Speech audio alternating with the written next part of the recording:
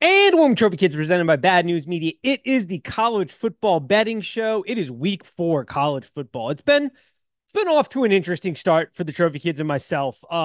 Basically almost 50% right now. 10 for 11 on bets given out on this show. Not great. Haven't had a real great feel for college football in the first couple weeks. Some wonky things happening. It's been tougher to get a gauge on some of these teams with so much movement in the portal, so many new faces at different programs. But I feel like I finally have kind of a real gauge of what these teams can be. I like some of the bets this weekend. But I think now is going to be time we start to pull the trigger. But last week, as a review, because we hold ourselves accountable here, UCF money line hit. They came back, storming back. Nice to see the team that I had high hopes for in the context of the Big 12 get a win there. Under in the Notre Dame Purdue, I mean, Notre Dame just came out ready to storm the beaches. That was incredible from Notre Dame. Tough loss, but you know, based on the way that team had been performing both offensively and defensively, it seemed like a pretty low scoring game. Purdue stinks too, so I didn't think they were going to score that much in that game, and they didn't. But I did not think Notre Dame was going to score as much as they did. Missouri minus 15 and a half. That was a tough one, with BC getting that late minute touchdown, but that happens. Bama first half absolutely crushed there. Bama is, starting to look really nice. I told you kind of coming into the season, I've been a big fan of Alabama because I believe in them long term. Like if I could buy Alabama stock, I'd be buying Alabama stock. That coaching staff has got that program headed in the right direction. The offense is starting to come together a little bit more. Defensively, they got to get some things figured out, I think, before their matchup with Georgia, which is right down the pipes here. We'll talk about that next week. LSU -6. That was tough. It's open season on LSU overs. Anytime they face an offense with even somewhat of a pulse, overs, just over city. That defense, oof. Brian Kelly has killed the spirit of LSU. Like that LSU team looks broken. That team doesn't have the same spirit we've come accustomed to for LSU in the years. I think, box score wise, you're going to see them put up points like always. Offensively, it'll be okay, but they can't run the ball. Wildly underperforming on the offensive line this season. That LSU offensive line, I mean, the expectation coming into the season for me was they were going to be one of the best, if not the best, offensive lines in college football. I think if you took a poll of people who cover college football, they would have put LSU at least in the top 10, most, I think, at number one. That team cannot run block worth a lick. Pass blocking, perfectly fine. Very good in pass blocking. Run blocking, though, they got to get some things figured out there. I know Emory went down, but like in that USC game, but still to not be able to run the ball at LSU and have the troubles they're having is unacceptable, I think. And then defensively, I mean, this is DBU. This is a program that's prided itself on having some elite level talent on the defense side of the football. And Brian Kelly, defensively, that thing has fallen off a cliff. K-State, though, Kansas State got their cover as well at -6.5. Good win for them. Arizona's a team I was relatively low on coming to the season. If you listen to the Big 12 breakdown, you would have kind of gotten some of that information there. I just thought defensively they were going to have some massive regressions, and it already wasn't like that good of a unit. And then offensively, the question was, what is this offense going to look like outside McMillan? Like Fafita and McMillan are a great duo, great quarterback wide receiver duo. But always the question was, what is the second and third option going to look like? Do they even have that? Because they had a good second and third option last year. I talked about that in the Big 12 preview show. And they moved on to the NFL. And was there going to be somebody else that could run with McMillan that could take some of the pressure off there? And there just isn't. So it's just, McMillan's going to get his, but there's not much else going for that Arizona offense. They got to figure out something quick. Otherwise, they're just going to be kind of a middling Big 12 team. But that was last week. We are on to this week. 3-3 record last week. So, it is what it is at this point. But we got some football games to talk about. I've got some bets that I like. We're starting off with the Friday show. College football is killing me on the Friday part of this because, man, Friday is supposed to be date night. Part of my job, as the listeners have come accustomed to, is that I watch everything. I watch all the games. I record them. I go back and watch them on consolidated versions. I consume as much college football as I possibly can. But Fridays have generally been a day, to hang out with friends or to go out with a significant other. Not the case right now because we have had some very good games on the Friday slate, and we got another one this weekend in Nebraska. Illinois versus Nebraska. Line is 8, over under 43.5. This is going to be a fun matchup, I think. The question is going to be, what does Dylan Raiola kind of look like in a matchup that may present some high leverage situations? He hasn't really had to face anything of note of yet. Like it's been nice the way their schedule has been built out because it allows Dylan Raiola to ease in to his college experience as a freshman. He's been absolutely fantastic, nearly a 74 completion percentage, only one turnover, top 25 in QBR, but he is yet to be behind in a game where he's got to go out and try to win them the game. He's yet to really have a situation where it's high leveraged, high pressure. He's going to get that a little bit here, I think, in this Illinois game. Like, do I think Nebraska is probably the better team on paper? Absolutely. But this Illinois team is nothing to scoff at. This defense presents some very good problems to try to solve here. For Nebraska, obviously the strength for Nebraska is going to be on their line, the trenches. And that's where a lot of college football games are won and lost. But for Nebraska specifically, I do like their matchups pretty favorably here. For Illinois, they got to try to keep Luke Altmaier clean. He's really stepped up this season, done a good job protecting the football. No interceptions. He's developed well. The RPO has been a well-oiled machine. He is reading defenses very well.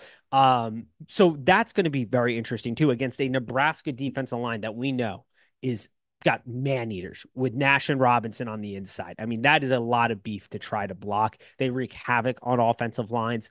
So can the offensive line kind of keep Luke Altmaier clean? I don't know. I mean, Kansas was a team that was able to get pressure. So I think that is a little concerning. You know, Nebraska ranks 36th in front seven havoc rate right now. But if they can keep him clean, they can keep Luke Altmaier clean. He's got some weapons to deal with. I mean, Franklin going out and spending and getting him into this program was absolutely fantastic. He is a certified baller on the outside, a playmaker. And you pair him with Bryant, who's done really good job as well, I think, stepping up this season. There are weapons here. Can Illinois hang in for a full 4 quarters?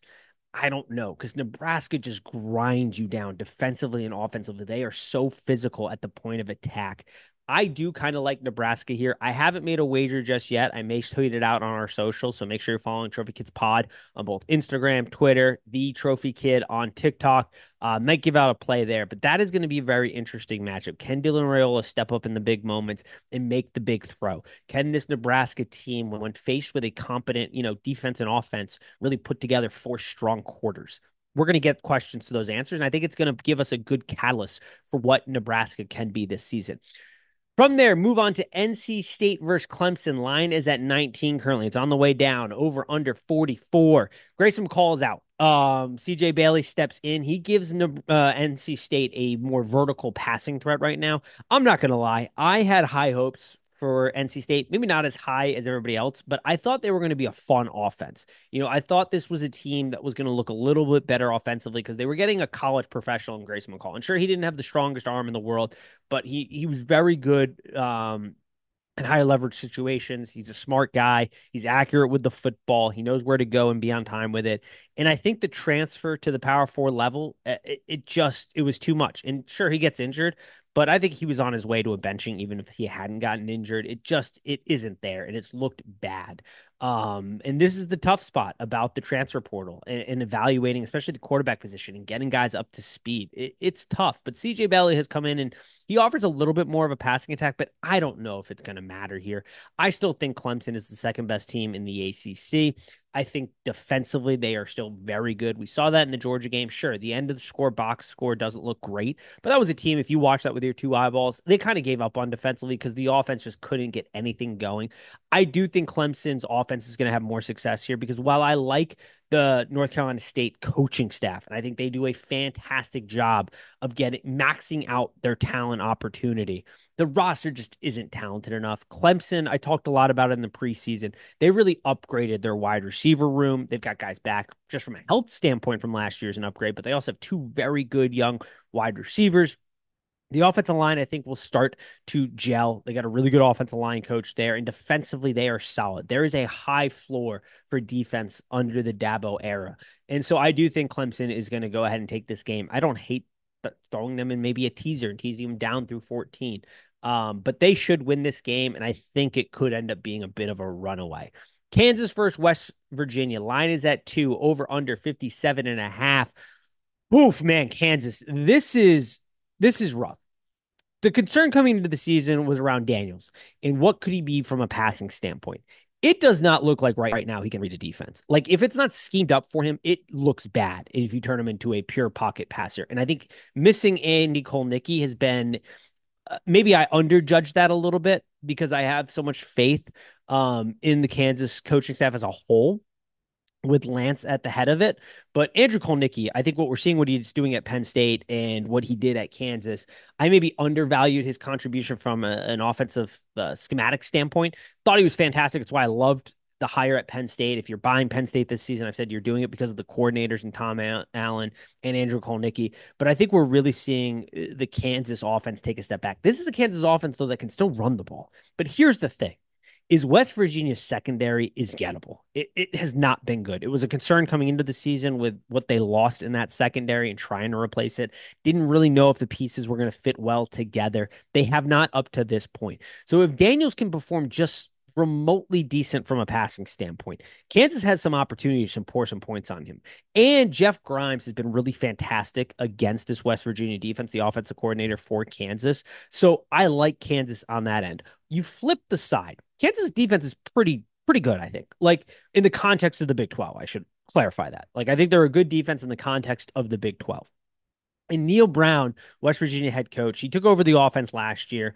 They really maximized Garrett's potential there because it was a very simple offense. It's, hey, this is a quick read, get the ball out quick. If it's not there, take off and be an athlete, or we're taking a deep shot on this play. Like just let it rip. And they've put a little bit more on his plate, and it hasn't gone as swimmingly, I think, as they hoped it would. I think Neil Brown's time at West Virginia is starting to clock down here.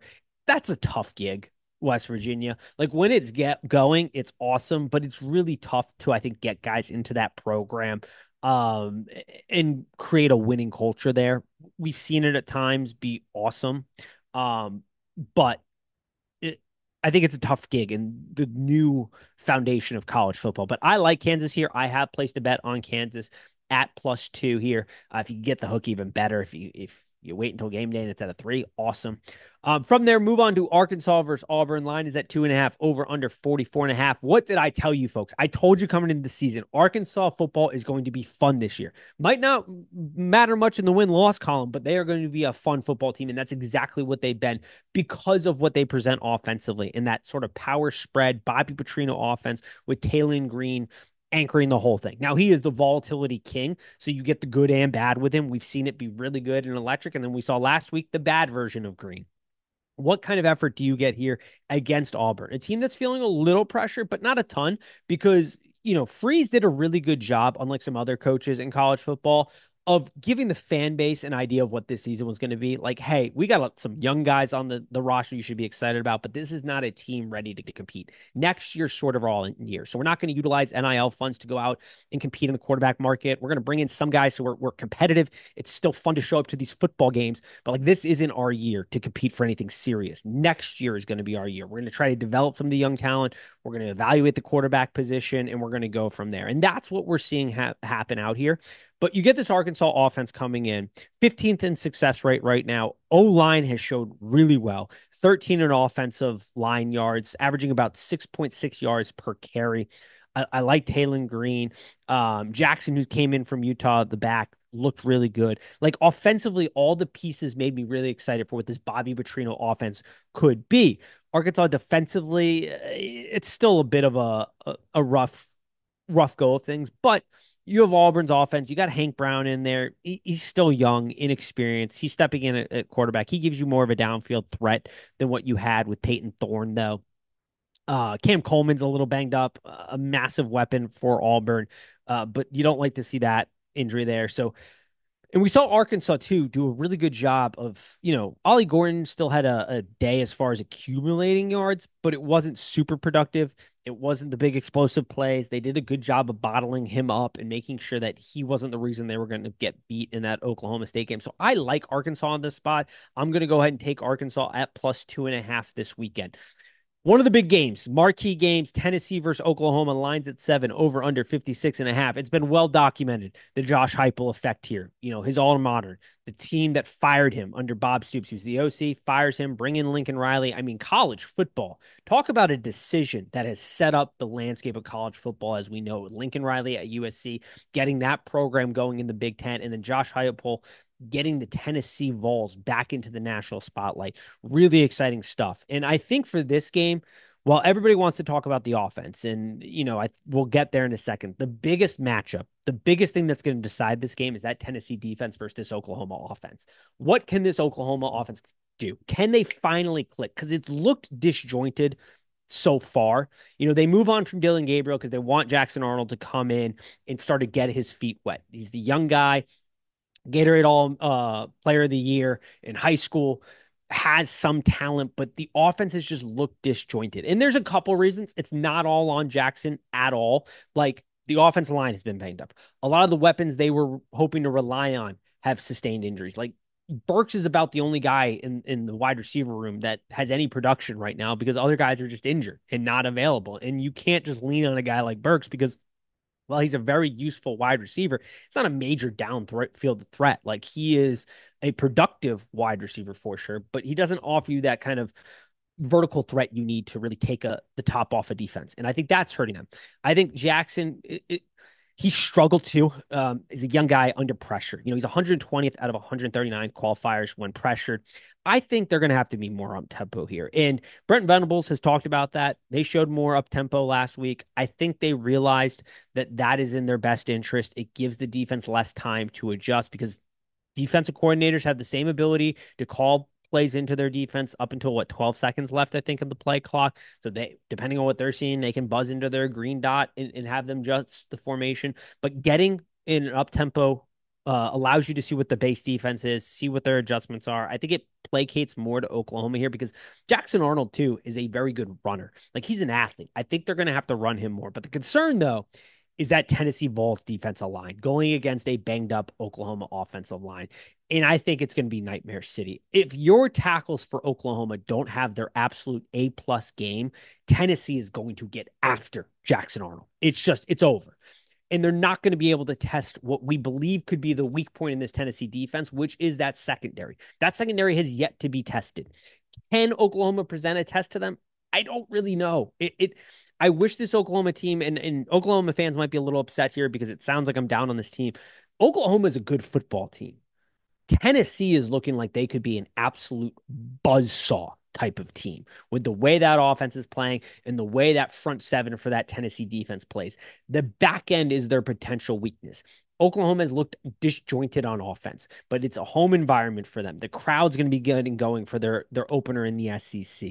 There is the dynamic of one of your famous quarterbacks, ex-offensive coordinator, the head coach at Tennessee, having success coming back to Oklahoma. That's why Bob Stoops isn't taking questions this week for media availability. So that defensive matchup for Tennessee versus the Oklahoma offense is the game changer, I think. But, and I think that because, and Saban is the perfect example here, he said it years ago, good offense beats good defense in today's football.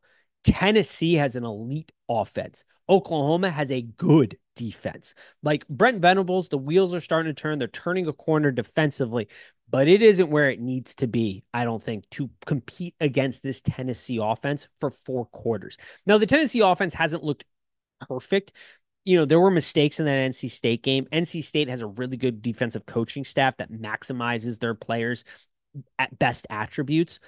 Oklahoma has better athletes, and they're really well coached. It's a better defense. I don't expect Tennessee to just come right out of the gates and roll for 4 quarters. There's going to be some ups and down momentum here. But if Tennessee gets out to a quick start, whoo, hold on to your butts because Tennessee has shown they will dig that knife into you. They will stomp on your throat and go for blood. As Heupel was saying, it's nameless faces out there. Like they are just going to they've got an agenda to prove to the nation they are the best team in the country right now. Nico has looked really good. That Nico is a perfect fit as far as great attributes meeting the perfect scheme for those attributes. Because my goodness, that is a beautiful marriage right there in Tennessee. So I do have Tennessee in this game. I am going to bet them in this game. I just don't think I think Oklahoma can keep it close early. I don't know if they have it for 4 quarters. This offense hasn't shown me enough kind of rhythm and rhyme this season to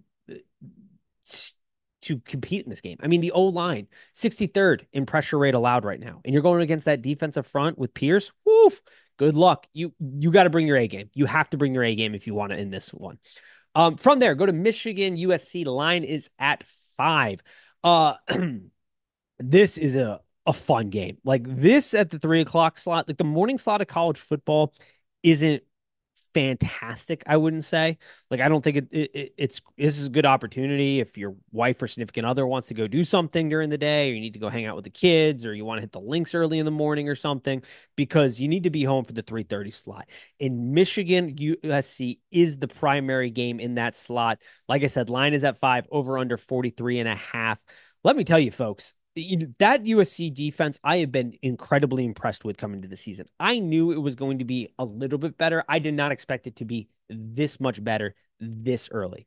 And they're bought in. They're playing for their coach. They have energy. We know defense takes energy, but more importantly, they are willing tacklers. They are coming downhill on teams. And that is important for this Michigan game because the Michigan dynamic, we know they do not present much of a threat in the passing game. You have Loveland now injured. He was virtually their only weapon in the passing game. This is a run heavy team going against a USC team that is a little better than mid pack from a stuff rate percentage. They're at 40th best stuff rate in the country right now, but they're willing tacklers. They're playing downhill and they're playing fast. They're going to load the box and dare Alex Orji in this Michigan offense to try to move the ball on them through the air.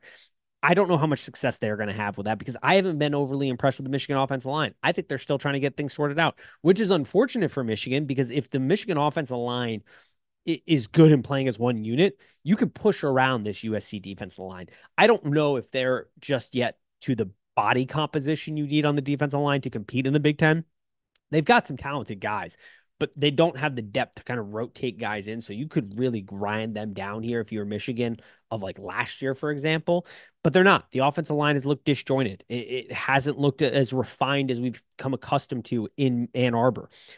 You also have a little interesting dynamic at running back. I called it out after week one. I thought Mullings is the better back compared to Donovan Edwards. That's absolutely the case. Mullings is the better back at Michigan right now. Donovan Edwards is a nice piece to interject into the offense here and there. He can be explosive in spurts, but he's just not a bell cow back. The concern, if you're Michigan, is the offense has not looked good. There's not much of a passing threat, which means teams are going to load the box against you, dare you to throw the ball. I don't know if you can do that with Alex Orji. The other problem is Wink Martindale as your defensive coordinator. He is Don Brown reincarnated almost. But this man, I talked about it coming in because in the NFL podcast, I've talked a lot about him and his stubbornness and inability to adapt. He just wants to do one thing, and that is blitz. He is a pitcher with one pitch, and it's a fastball down the middle. And for most teams, when you have a talent edge, they can't compete against that. USC, I don't know if it's that team because Miller Moss is doing a great job of getting the ball out quick. He is understanding the offensive concepts. He is getting the ball where it needs to be quick. The ball is out of his hands. It's good. Like I talked about it in the preseason, how I thought Miller Moss was going to transition seamlessly into this offense. Sure, it was going to have maybe a little bit of regression because he's not Caleb Williams. He doesn't have that ability to turn a play into backyard football and improvise as much, but he can play in this system and he knows where to go with the ball. And his ball placement has been really good at times. Like he's had some superb ball placement and he gets the ball out quick. That's dangerous against a team that is just lining up and blitzing you all day. And we know about the excellent corner in Johnson for Michigan. What else do they have? I don't know if those guys can compete. USC right now, fourth in offensive success rate. Give me USC minus the 5.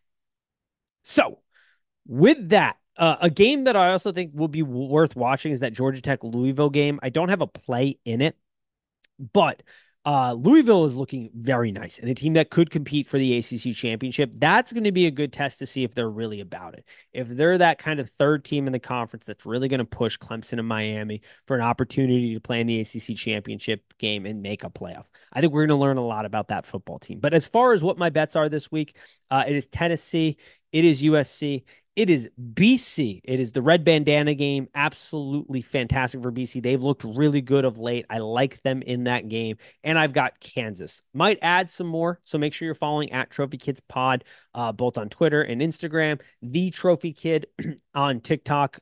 The at handles are in the episode description, so make sure to check those out. But that's what I got for college football week 4. Some more plays on social. I'm very excited for this week. I think from 3:30 onwards, we're gonna have a lot of really good games. Maybe the noon slot will surprise us a little bit, but I'm very excited. I think we've got a better grasp of these teams. Going to be ready to let some things loose here in the coming weeks. But as always, peace.